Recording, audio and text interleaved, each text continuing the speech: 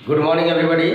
मैं गोपाल और मैं अपने यूट्यूब चैनल डेली प्रैक्टिस में आप सबों का स्वागत करता हूँ। मैंने चैनल का नाम चेंज कर दिया है क्योंकि उसमें प्रॉब्लम होती थी सर्च करने में, इसलिए मैंने डेली प्रैक्टिस नाम दे दिया है और एक अच्छा नाम हमको मिला है। इसमें हम लोग ये प्रोत्साहित करता रहेगा कि प्रैक्टिस आपको डेली करना है। चलिए, एक तरह से ये अच्छा नाम हुआ। आज हम लोग जानने वाले हैं विज्ञान विषय के संबंध में, है ना, और विज्ञान में जीव विज्ञान के बारे में जानेंगे। साधारणतः जो है विज्ञान तीन तरह का है ना, भौतिकी, रसायन और जीव विज्ञान, तीन भाग बांटा गया है। ऐसे तो क्लासिफिकेशन करेंगे तो बहुत सारे विज्ञान आ जाएंगे, लेकिन मुख्यतः तीन, जिसमें से आज हम लोग जीव विज्ञान का अध्ययन करेंगे। तो जो भी सी टेट की तैयारी कर रहे हैं या जे टेट की तैयारी कर रहे हैं या आकलन परीक्षा की तैयारी कर रहे हैं, पारा शिक्षक आकलन परीक्षा,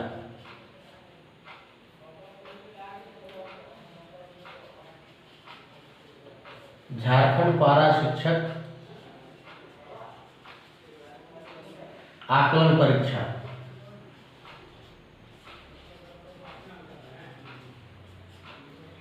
वे इसको ध्यानपूर्वक देखेंगे और बने रहेंगे मेरे साथ मेरे वीडियो में। चलिए, जीव विज्ञान को मुख्यतः दो भागों में बांटा गया है, वनस्पति विज्ञान और प्राणी विज्ञान, यानी बॉटनी और जूलॉजी। वनस्पति विज्ञान में अध्ययन करते हैं हम लोग विभिन्न वनस्पतियों के बारे में, विभिन्न प्रकार के, छोटा पौधा से लेकर के बड़े बड़े पेड़ों तक, ठीक है। और प्राणी विज्ञान में यानी जूलॉजी में हम लोग अध्ययन करते हैं विभिन्न प्रकार के जंतुओं के बारे में। जंतुओं में पक्षी, जानवर, इनके विभिन्न प्रकार से, छोटे छोटे कीट से लेकर के, है ना, बड़े बड़े जानवर तक। तो ये 500 प्रकार के लगभग वनस्पति और 500 प्रकार के जंतुओं के बारे में जो है वैज्ञानिकों ने खोज निकाला है। उन सब के बारे में अध्ययन किया जाता है, ध्यान अध्ययन किया जाता है, ठीक है। तो चलिए, इसी संबंधित कुछ महत्वपूर्ण तथ्य हम लोग जान लेते हैं। देखिए, जीव विज्ञान यानी बायोलॉजी शब्द का प्रयोग सबसे पहले 1801 ईस्वी में लेमार्क जो फ्रांस के थे और ट्रेविरेनस जो जर्मनी के थे, इन दोनों वैज्ञानिकों ने सबसे पहले जो है जीव विज्ञान शब्द का प्रयोग किया था। कब किया था? 1801 ईस्वी में। अरस्तु ने जीव विज्ञान को विज्ञान की एक अलग शाखा के रूप में स्थापित करने का प्रयास किया। पहले विज्ञान में ही ये समाहित होता था, लेकिन जीव विज्ञान को एक अलग ब्रांच बनाने, अलग शाखा बनाने में अरस्तु जी का महत्वपूर्ण योगदान है कि जीव विज्ञान भी एक विज्ञान है, विस्तृत विज्ञान है जिसका अध्ययन करेंगे, है ना, तो हम लोग माने उसके अंदर डीपली जा सकते हैं और विभिन्न प्रकार की वनस्पति और प्राणी विज्ञान के बारे में जान सकते हैं। इसलिए अरस्तु को जो है जीव विज्ञान का जनक भी कहा जाता है, फादर ऑफ बायोलॉजी। सवाल आपका आ सकता है कि जीव विज्ञान का जनक किसे कहते हैं? तो जीव विज्ञान का जनक जो है वो है अरस्तु। जीव विज्ञान के जनक कौन है? अरस्तु। अगला है थियोफ्रेस्टस। इसका नाम देख लीजिए, क्योंकि ये विदेशी थे इसलिए इनके नाम भी इसी तरह है। थियोफ्रेस्टस नामक वनस्पति शास्त्री, ये वनस्पति शास्त्री यानी ये जितने भी पेड़ पौधे थे उनका अध्ययन करते थे। इन्होंने अपनी पुस्तक हिस्टोरिया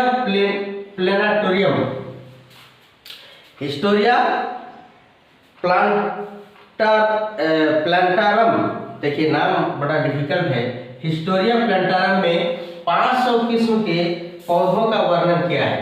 हिस्टोरिया प्लांटारम में थियोफ्रेस्टस ने जो है 5 प्रकार के पौधों का वर्णन किया है, इसलिए इन्हें जो है वनस्पति शास्त्र का जनक कहा जाता है। तो आपको सवाल पूछ सकता है कि थियोफ्रेस्टस को यानी किनको जो है वनस्पति शास्त्र का जनक कहा जाता है? तो थियोफ्रेस्टस को जो है वनस्पति शास्त्र का जनक कहा जाता है। तो थियोफ्रेस्टस ने कौन सी पुस्तक लिखी? तो हिस्टोरिया प्लांटेरम, ठीक है, हिस्टोरिया प्लांटेरम नामक पुस्तक लिखी, जिसमें उन्होंने 500 प्रकार के पौधों का अध्ययन किया है, वर्णन किया है। फिर देखिए अरस्तु को जंतु विज्ञान का जनक कहा जाता है। अरस्तु को ध्यान रखेंगे, दो विज्ञान का जनक है, एक जंतु विज्ञान का जनक और सीधे जीव विज्ञान का जनक। ठीक है, अरस्तु दो विज्ञान के जनक है ना कहे जाते हैं, और थियोफ्रेस्टस जो है वनस्पति विज्ञान के जनक कहे जाते हैं। ये याद रख लेंगे आपको, थियोफ्रेस्टस जो है वनस्पति विज्ञान के, और अरस्तु जो है वो जीव विज्ञान और जंतु विज्ञान दोनों के जनक कहे जाते हैं। चलिए आगे देखते हैं जीवधारियों का वर्गीकरण। विभिन्न प्रकार के जीव है ना हमारे इस पृथ्वी लोक में है, तो उन सब का वर्गीकरण किया गया है वैज्ञानिकों द्वारा। ठीक है, तो क्लासिफिकेशन जो किया गया है यहाँ जितने भी जीव है धरती पर वैज्ञानिकों द्वारा, तो उनको मुख्यतः 5 प्रकार में वर्गीकृत किया गया है। जैसे मोनेरा, प्रोटिस्टा, पादप, कवक और एनिमेलिया। इन 5 प्रकारों में जीवधारियों का वर्गीकरण किया गया है। ठीक है, सबसे पहले जो है मोनेरा, प्रोटिस्टा, पादप, कवक और एनिमेलिया के बारे में जानेंगे अभी, लेकिन इससे पहले जान लेते हैं कि सबसे पहले जीवधारियों का जो वर्गीकरण किए थे वो किए थे जॉन रे, जो वैज्ञानिक आधार पर किए थे, परंतु ये ज़्यादा विस्तृत अध्ययन नहीं कर पाए और न ही ज़्यादा इन्होंने खोज की। तो आधुनिक जीवधारियों का वर्गीकरण के योगदान में स्वीडिश वैज्ञानिक जो थे कैरोलस लिनियस, इनका पूरा नाम हम लोग शॉर्ट में लिनियस खाली जानते हैं। तो आधुनिक वर्गीकरण करने में कैरोलस लिनियस का जो है महत्वपूर्ण योगदान है, इसलिए इन्हें आधुनिक वार्गिकी का पिता कहा जाता है। आधुनिक वार्गिकी का पिता, वार्गिकी का मतलब क्लासिफिकेशन, क्लासिफिकेशन यानी अलग अलग प्रकार के प्राणियों को बांटना है ना, अलग अलग उसके रूप, गुण, उसका नेचर है ना, प्रजनन की पद्धति, इन सब आधार पर इन्होंने बांटा है। कैरोलस लिनियस ने ही जीवों के नामकरण की द्विनाम पद्धति को प्रचलित किया है। कभी कभी पूछता है कि द्विनाम पद्धति का प्रचलन किसने किया है, तो कैरोलस लिनियस ने ही। ये द्विनाम पद्धति क्या था, तो एक नाम जो जनरल जाता है वो, और दूसरा जो है वैज्ञानिक नाम, दूसरा वैज्ञानिक नाम। तो 2 तरह के नाम देते थे। अब वैज्ञानिक नाम भी इस तरह से दिया जाता था, उसमें भी है, जैसे मानव का वैज्ञानिक नाम होमो सेपियंस है, मानव का वैज्ञानिक नाम होमो सेपियंस है। और होमो सेपियंस कैसे पढ़ा, ये होमो जो है ये इसके वंश का नाम है, कि आप होमो वंश से आते हैं।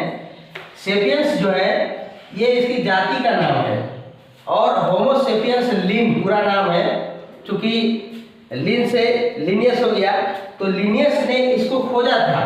ठीक है, कि इसकी जाति क्या है, इसका वंश क्या है, उसके आधार पर उसको नाम दिया, वैज्ञानिक नाम, इसलिए इनका पूरा नाम होमो सेपियंस लिन दिया। तो इस तरह से नाम दिया जाता है, फर्स्ट नाम उसके वंश से होता है, दूसरा नाम उसकी जाति से होता है। ठीक है, और तीसरा नाम किसी किसी में जोड़ देता है जो उसको खोजा है, जिसने खोजा है।